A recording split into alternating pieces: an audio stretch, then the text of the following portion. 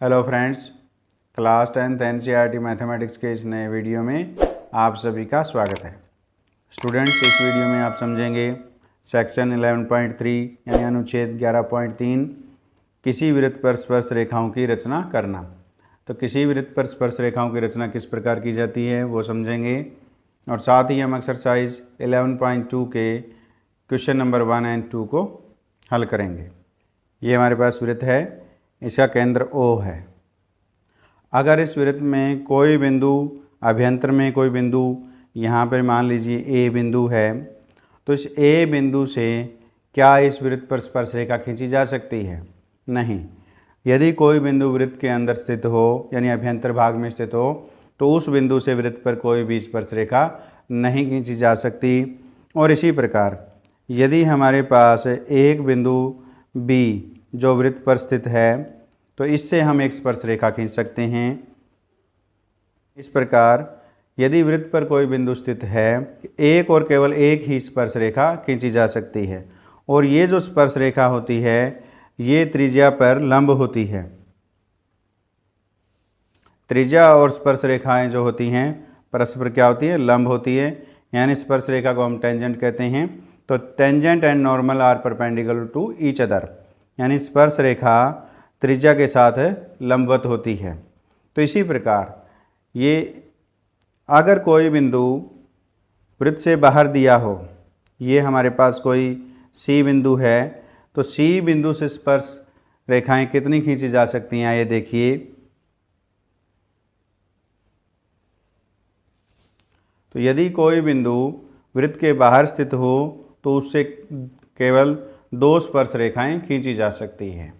तो इस प्रकार हमने ये देखा, अगर वृत्त के अभ्यंतर में कोई बिंदु दिया है तो उससे कोई भी स्पर्श रेखा नहीं खींची जा सकती, और यानी वृत्त पर कोई बिंदु दिया हुआ है तो उससे केवल और एक ही स्पर्श रेखा खींची जा सकती है, और बाह्य बिंदु से केवल 2 स्पर्श रेखाएं खींची जा सकती हैं। अब हम समझते हैं कि किसी वृत्त के ऊपर बाह्य बिंदु से जो स्पर्श रेखाएं खींची जाती हैं उनकी रचना किस प्रकार की जाती है। तो इसके लिए हम एक्सरसाइज 11.2 के क्वेश्चन नंबर 1 को हल करते हैं, और साथ में ही हम समझते हैं कि किसी दिए गए वृत्त से के बाह्य बिंदु से स्पर्श रेखाओं की रचना किस प्रकार की जाती है। एक्सरसाइज 11.2 के क्वेश्चन नंबर 1। एक्सरसाइज 11.2 में पूछा है कि निम्न में से प्रत्येक के लिए रचना का औचित्य भी दीजिए। इसका अर्थ ये है कि जो एक्सरसाइज 11.2 है उसमें कुल 7 क्वेश्चन हैं, हमने सभी की रचना करनी है और उसके बाद रचना का औचित्य भी हमने सिद्ध करना है। तो क्वेश्चन नंबर 1, 6 सेंटीमीटर त्रिज्या का एक वृत्त खींचिए। केंद्र से 10 सेंटीमीटर दूर स्थित एक बिंदु से वृत्त पर स्पर्श रेखा युग्म की रचना कीजिए और उनकी लंबाइयाँ मापिए। तो सॉल्यूशन ऑफ क्वेश्चन नंबर 1। तो रचना का चरण 1, O को केंद्र मानकर और त्रिज्या 6 सेंटीमीटर लेकर एक वृत्त खींचते हैं। हम 6 सेंटीमीटर एक त्रिज्या ले रहे हैं। 6 सेंटीमीटर त्रिज्या लेकर O को केंद्र मानकर 6 सेंटीमीटर त्रिज्या का एक वृत्त खींचा। अब हम केंद्र O से 10 सेंटीमीटर दूर एक बिंदु लेते हैं। ये हमारे पास 10 सेंटीमीटर दूर एक बिंदु P है। अब O को P से मिलाते हैं। तो इस प्रकार हमने O को P से मिलाया। तो रचना के चरण, तो रचना का चरण 1, O को केंद्र मानकर 6 सेंटीमीटर त्रिज्या लेकर एक वृत्त खींचा।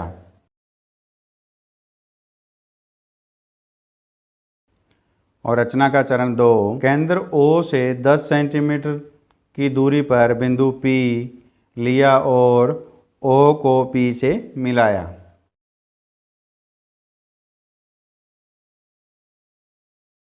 रचना का चरण 2, केंद्र O से 10 सेंटीमीटर दूरी पर बिंदु P लिया। ये O से हमने 10 सेंटीमीटर दूर बिंदु P लिया और O को P से मिलाया। O और P के बीच में 10 सेंटीमीटर दूरी है। अब हम OP का लंब समद्विभाजक खींचते हैं। हमने आधे से ज़्यादा प्रकार खोली और हम चाप लगाते हैं। पी को केंद्र मानकर उसी चाप लगाते हैं जो पहले वाली चाप को प्रतिच्छेद करती है।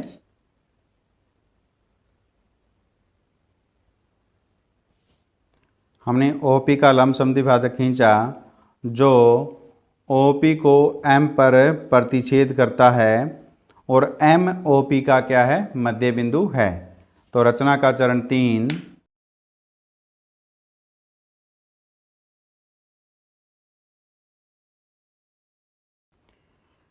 OP का लंब समद्विभाजक खींचा जो OP को M पर प्रतिच्छेद करता है। M OP का मध्य बिंदु है। M को केंद्र मानकर MO त्रिज्या लेकर एक वृत्त खींचते हैं।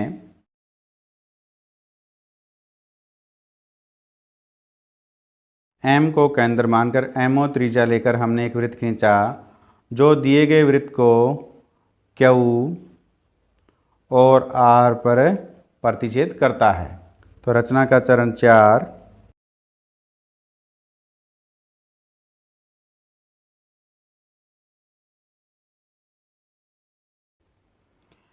M को केंद्र मानकर हमने M को केंद्र माना और MO त्रिज्या लेकर एक वृत्त खींचा जो दिए गए वृत्त को Q और R पर प्रतिच्छेद करता है। Q और R पर प्रतिच्छेद करता है। अब हम P को Q और R से मिलाते हैं।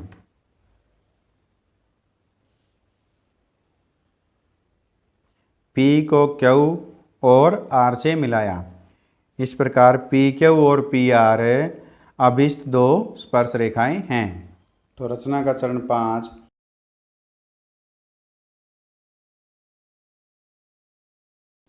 तो इस प्रकार PQ और PR अभिष्ट दो स्पर्श रेखाएं हैं। इस प्रकार हमने एक दिए गए वृत्त के केंद्र से 10 सेंटीमीटर की दूरी पर बिंदु से हमने स्पर्श रेखाओं की रचना की। तो वृत्त पर स्पर्श रेखाओं की रचना करने जो विधि है वो यह है कि जो दिया गया वृत्त खींचिए और जितनी दूरी पर जो बिंदु दिया गया है उसको केंद्र से मिला दीजिए और फिर जो ये OP आया है हमारे पास, इसका हमने लंब समद्विभाजक खींचना है। तो लंब समद्विभाजक OP को M पर प्रतिच्छेद करता है। तो M को केंद्र मानकर MO त्रिज्या लेकर एक वृत्त की रचना कीजिए जो दिए गए वृत्त को Q और R पर प्रतिच्छेद करता है। तो इन प्रतिच्छेद बिंदुओं को P से मिला दीजिए। इस प्रकार PQ और PR अभिष्ट दो स्पर्श रेखाएं हैं।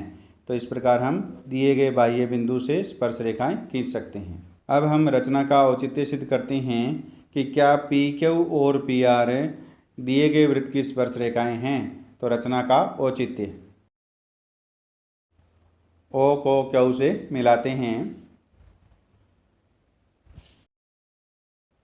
हमने O को Q से मिला दिया।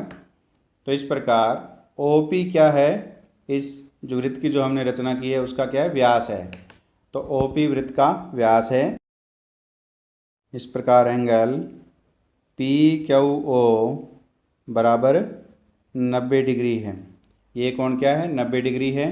कैसे कि OP क्या है, वृत्त का व्यास है और एंगल PQO अर्धवृत्त खंड में बना कोण है। तो अर्धवृत्त में बने कोण 90 डिग्री के होते हैं, ये हम जानते हैं। तो क्योंकि अर्धवृत्त में बना कोण, तो अर्धवृत्त में बना कोण कितने डिग्री का होता है, 90 डिग्री का होता है। तो इस प्रकार OQ लंब है PQ।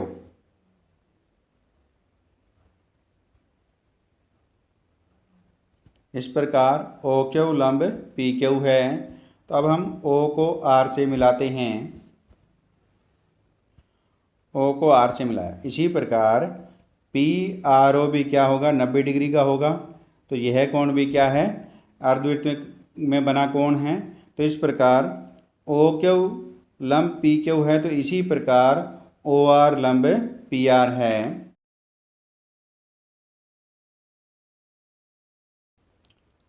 OQ और OR दिए गए वृत्त की त्रिज्याएं हैं और OQ लंब PR है और OR लंब PR है।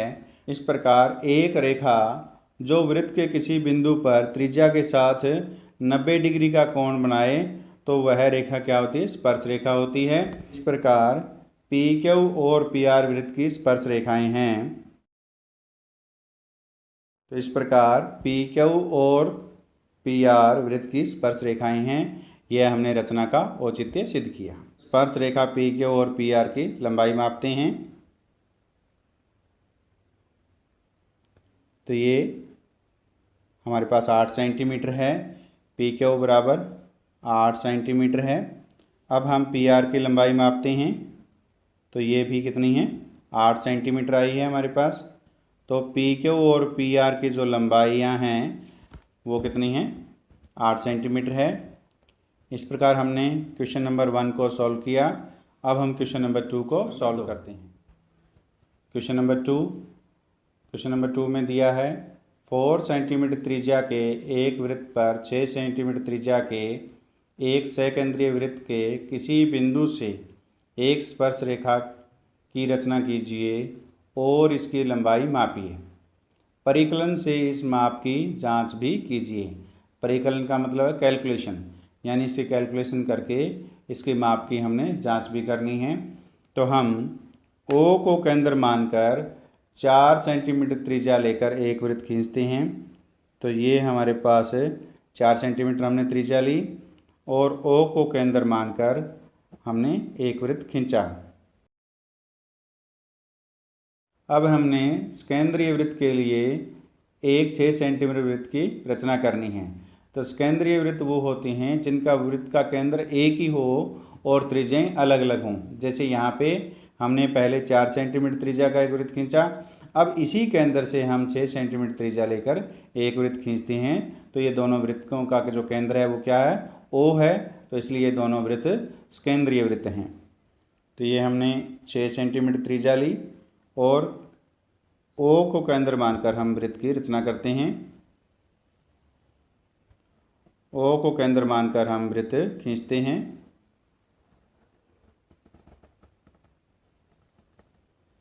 तो रचना के चरण। तो रचना का चरण 1 है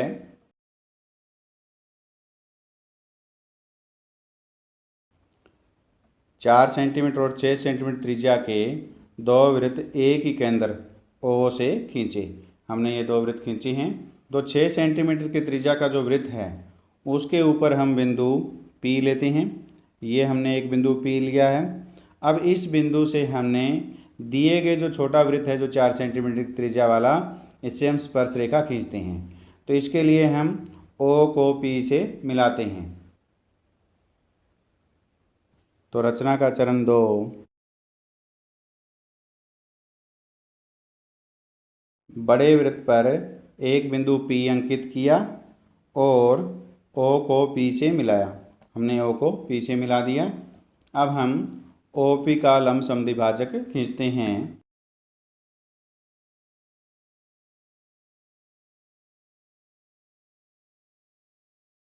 OP का लंब समद्विभाजक खींचा जो OP को M पर प्रतिच्छेद करता है और M OP का मध्य बिंदु है।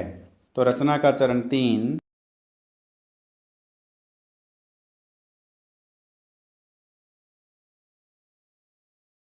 M को केंद्र मानकर MO त्रिज्या लेकर हम एक वृत्त खींचते हैं।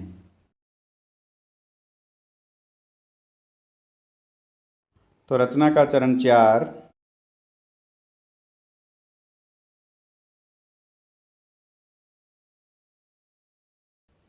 तो रचना का चरण 4, M को केंद्र मानकर और MO त्रिज्या लेकर, हमने M को केंद्र माना और MO त्रिज्या ली और एक वृत्त खींचा जो छोटे वृत्त को, यानी जो हमने O को केंद्र मानकर 4 सेंटीमीटर की त्रिज्या वाला वृत्त खींचा था उसको Q और R पर प्रतिच्छेद करता है। अब हम P को Q से मिलाते हैं। P को Q से मिलाया। तो रचना का चरण 5। इस प्रकार PQ एक अभिष्ट स्पर्श रेखा है।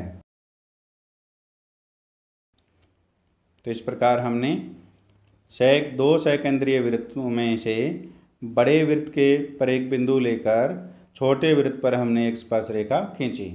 अब हम इस रचना का जो हमने स्पर्श रेखा खींची है इसका हम औचित्य सिद्ध करते हैं। तो रचना का औचित्य।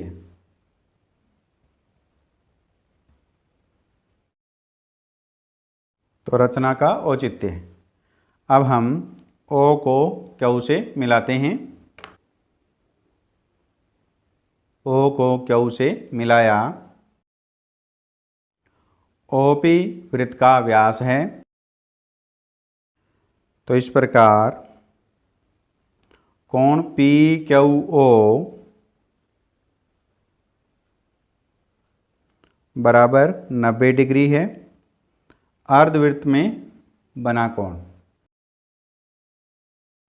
अर्धवृत्त खंड में बना कोण 90 डिग्री का होता है, इसलिए PQO कितने डिग्री का है? ये 90 डिग्री का कोण है।